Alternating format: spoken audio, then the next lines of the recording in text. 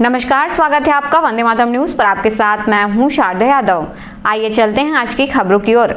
2 दिवसीय पाली महोत्सव 2026 के सफल आयोजन के लिए जिला प्रशासन की तैयारियां अंतिम चरण में पहुंच चुकी हैं। महोत्सव को सुव्यवस्थित, सुरक्षित और भव्य बनाने हेतु सभी आवश्यक व्यवस्थाएं तेजी से पूरी की जा रही हैं।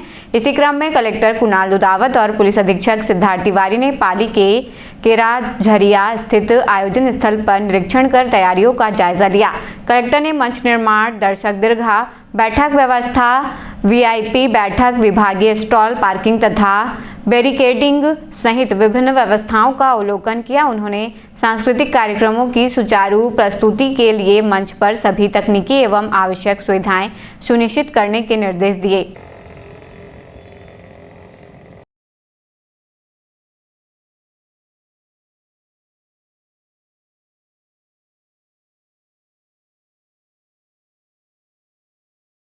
जिले में किसान अब पारंपरिक धान की फसल के साथ साथ दलहन और तिलहन की खेती की ओर भी तेजी से रुख कर रहे हैं। गेहूं, चना, उड़द और मूंगफली जैसी फसलों का रकबा बढ़ा है, जिससे किसानों को बेहतर मुनाफा मिल रहा है। कृषि विभाग की पहल पर ग्राम सेवकों और विभागीय अधिकारियों द्वारा किसानों को उन्नत किस्म के परिणामित बीज वितरित किए गए हैं। इन बीजों की गुणवत्ता बेहतर होने के कारण फसलों की वृद्धि अच्छी हो रही है और उत्पादन में उल्लेखनीय बढ़ोतरी देखी जा रही है। किसानों का कहना है कि नई किस्मों के पैदावार पहले की तुलना में अधिक हो रही है, जिससे उनकी आय में भी वृद्धि हुई है।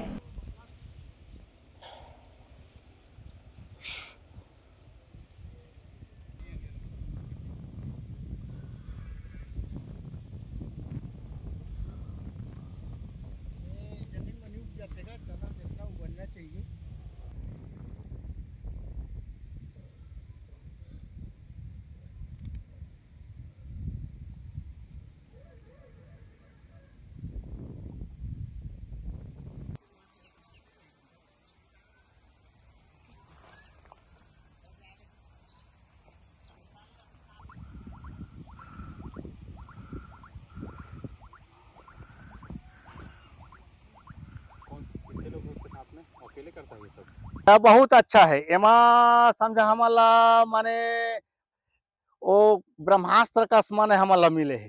ये बीज हमला कैसे तैयार करे तो वही मन जाना, तैयार तो कर नहीं सकन। बीज ला घर के बोत रहे तो उपज कम आथे।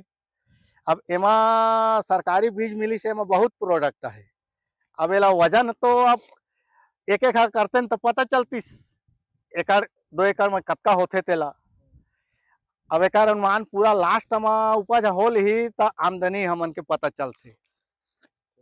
बहुत अच्छा है। एमा समझा हमला माने वो ब्रह्मास्त्र का माने हमला मिले है। ये बीज हमला कैसे तैयार करे तो वही मन जाना, तैयार तो कर नहीं सकन। बीज ला घर के बोत रहे तो उपज कम आथे। अब एमा सरकारी बीज मिली से एमा बहुत प्रोडक्ट है। अब एला वजन तो अब एक एक करते तो पता चलतीस एकड़ 2 एकड़ में कतका होथे तेला।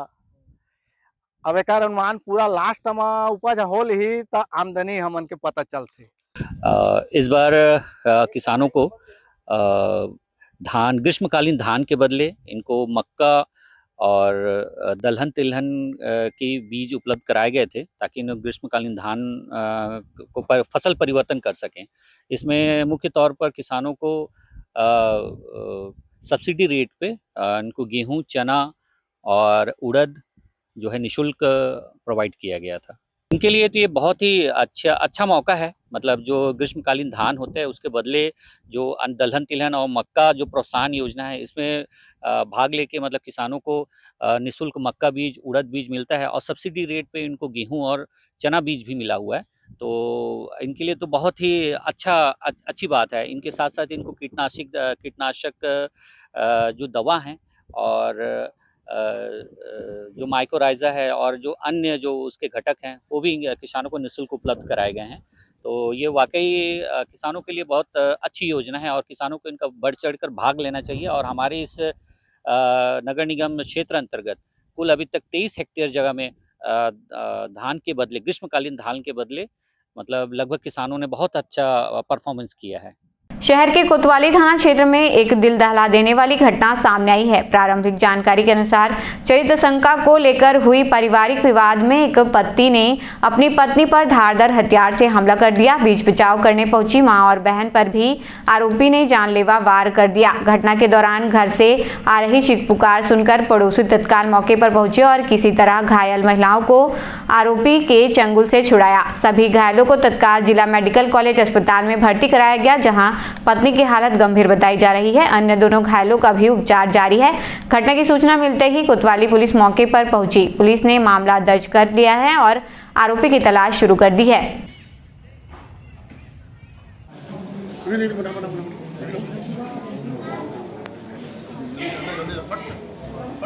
सीतामढ़ी एरिया के अंतर्गत में एक पति पत्नी के बीच में विवाद हुआ था, जिस पर पति द्वारा अपनी पत्नी को पहले चाकू से मारा गया था। उसके बीच बचाव के लिए जो पति है उसकी माँ उसकी बहन भी गए हुए थे, जिस पर जो पति के द्वारा उनके ऊपर में वार किया गया है। उन्हें भी चोटें वगैरह आई है। फिलहाल उस पर 0 में कायमी की गई है और अग्रिम कार्रवाई की जा रही है। पूछताछ के दौरान में ये चीज़ पता चला है कि पति जो है अपनी पत्नी के ऊपर में चरित्र शंका करता था, और इसके अलावा ये भी बात आई है कि पति कमाता नहीं था, पत्नी ही कमाती थी। तो पैसे के लिए भी वो डिमांड करते रहता था कि उसको पैसे चाहिए। इसी कारण से आज ये घटना हुई। खबरों का सिलसिला यूं ही चल रहेगा। देखते रहिए वंदे मातरम न्यूज़। मिलते हैं अगले बुलेटिन में, तब तक के लिए नमस्कार।